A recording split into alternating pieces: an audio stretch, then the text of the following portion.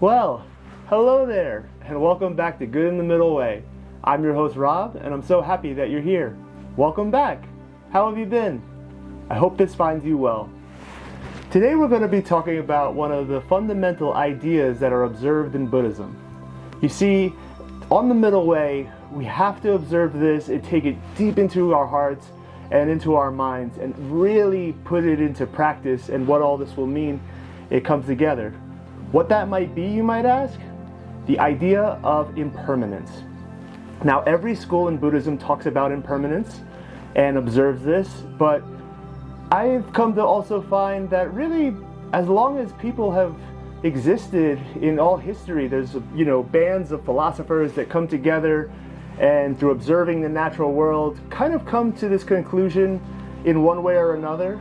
Now, they don't necessarily take the full Buddhist approach to these ideas, but this is a natural phenomenon that really is so important for us. Like it's truly life-changing if you really internalize and realize what is going on both in your life, in the world, and that everything is subject to change, everything is subject to decay, and impermanence touches everything. And even science backs this. From the atoms to radio decay to, literally everything, and all these atoms and energy getting recycled and recycled. But the point being is that nothing stays together in one solid state and solid sense, including ourself, and this idea of ourself as this inherently existent thing. But while we've covered that in other episodes, I want to focus on this. So, what is impermanence? What does it really mean for our lives and how it affects things? Well, on the positive note, if you're going through some bad times, that they don't last forever. And if you're in a bad mood today, that will also not last forever. Though it might feel like it, we all have evidence, especially at this point in our lives, where we've both been happy and sad, and nothing lasts in that sense either, those states of being. So we have a natural tendency to cling to our possessions, even our own life, but we could just start with possessions and so on, and some of our situations that we are in, and viewing them as permanent. We may have encountered someone, or you might be someone who finds it hard to retire because your identity in your life has been so involved with working that to not be working feels so strange. Yet, of course, one day you would stop working and you somewhat planned for it, but you didn't fully accept it. And now most people, especially here in the Western Hemisphere, do not think about or address death. And this is really where these keys are going to start coming together, these key components. If you truly accept, even on just a basic level, as we could all logically say, I'm going to die one day. But if we really start to think about it, like, I am going to die one day. I am no longer going to be here. Someone's going to inherit and take all my things. In some ways, I'm truly just borrowing all these items, for some time, whether it's a long time or short time or a lifetime. We don't take it with us, and everyone around the world acknowledges that. So what is naturally, though, happening, it seems, for many people, is they grasp more, and that is that grasping, that attachment and desire, trying to hold on to something as if it is solid would really, it's like grasping sand, and the harder you grasp, the more it just trickles out. And I want you to really think about that, because what can happen and will unlock for you by focusing and meditating and just thinking about impermanence, you'll slowly start to soften and see again, things are serious in your life and in the world, but they're not that serious. It's all temporary. It's all just moments in time, being built on by the last karmic action of, that last moment in time again and again and again. But nothing is staying still. We see buildings that people built and thought would last 200 years, they're 50 years, they're falling apart, especially if they're not kept up. So many examples of this. And so when we focus into that sort of space of thinking, we could soften, we could, loosen the grip and not be so tight about everything, because we're just borrowing it. This shirt is only mine for a time. One day it's in the thrift store. This camera could be in a school somewhere one day, helping some young student get acclimated and to learn the tool and to learn the trade. Many different examples here.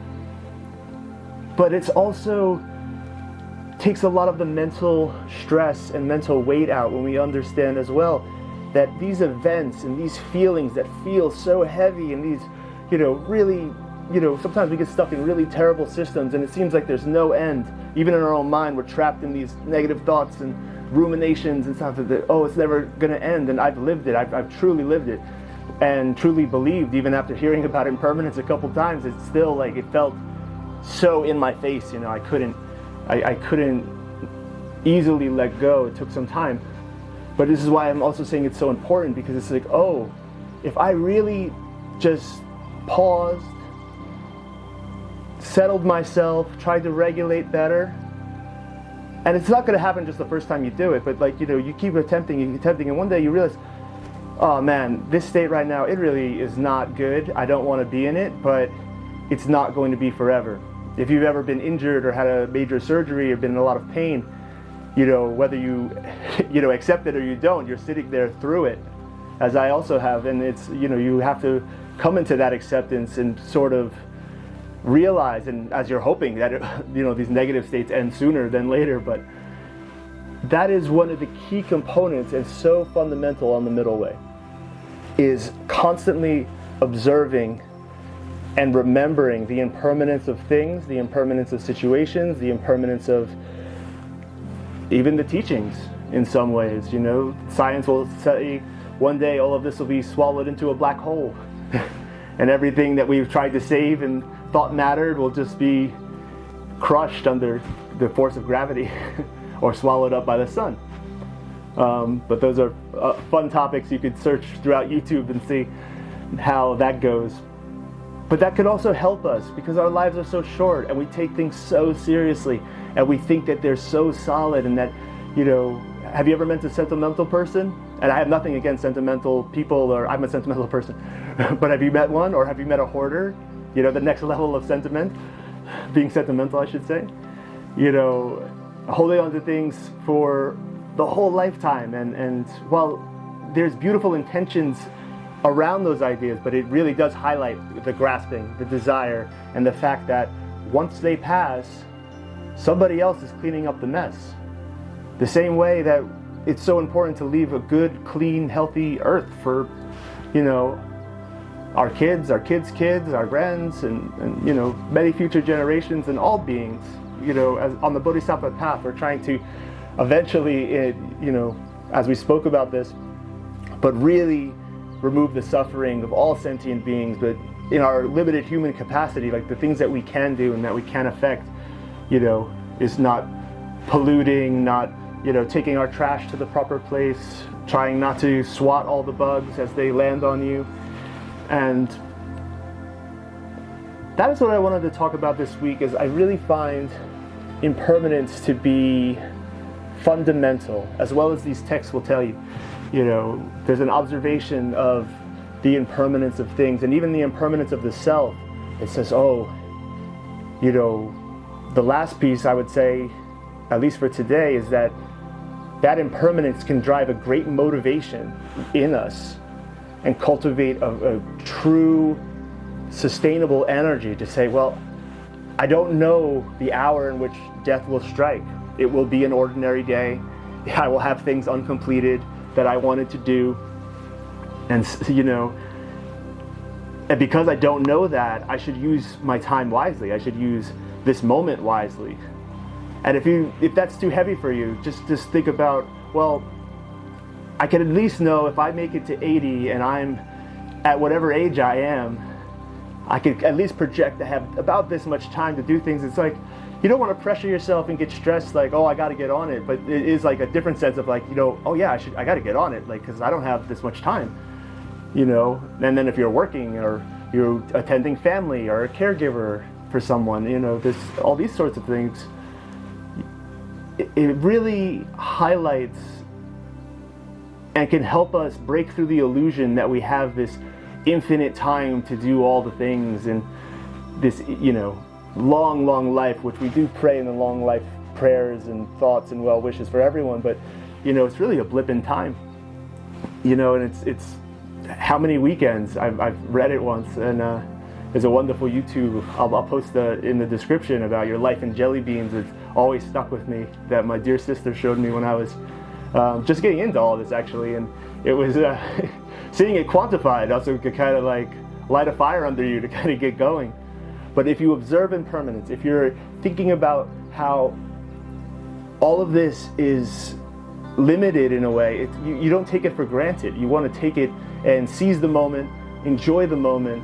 Don't grasp too hard, because you want to also be able to not generate more of that grasping, right? But there is a beautiful fine balance to it, where it says, oh well, I'm going to get what I can done today.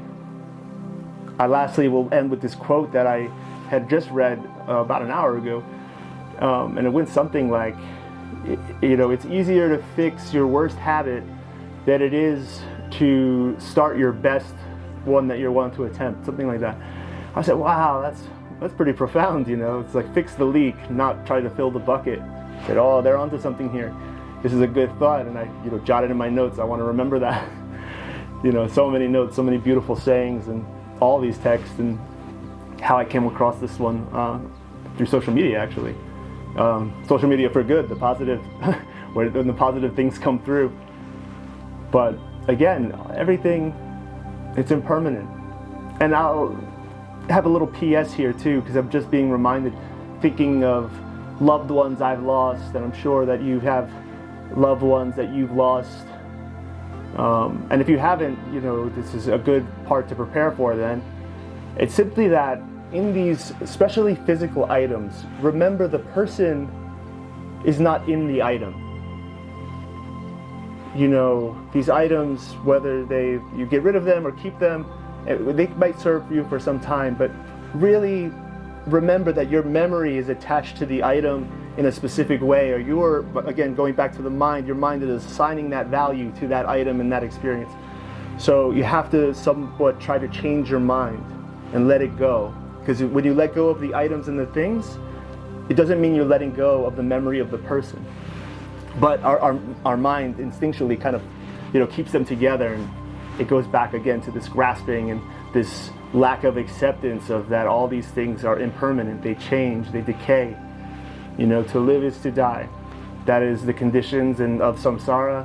And if you had a pet baby, or so many examples, but you could see them from birth to end and back into the earth, and it's okay. It's truly okay. And so, thank you again for hanging around and watching another one of these. I'm so happy you're along for the journey, truly. If you like and think it will help others, please give it a like, give it a share, subscribe. Only if you feel inclined. It's no pressure, because it's not why we're here, but it does help other people find us along for the journey. And that's just how these things work currently. So on that note, we can do our nice peaceful breath and take a nice pause, and we'll think about impermanence and how this moment is already gone. So peace in and peace out.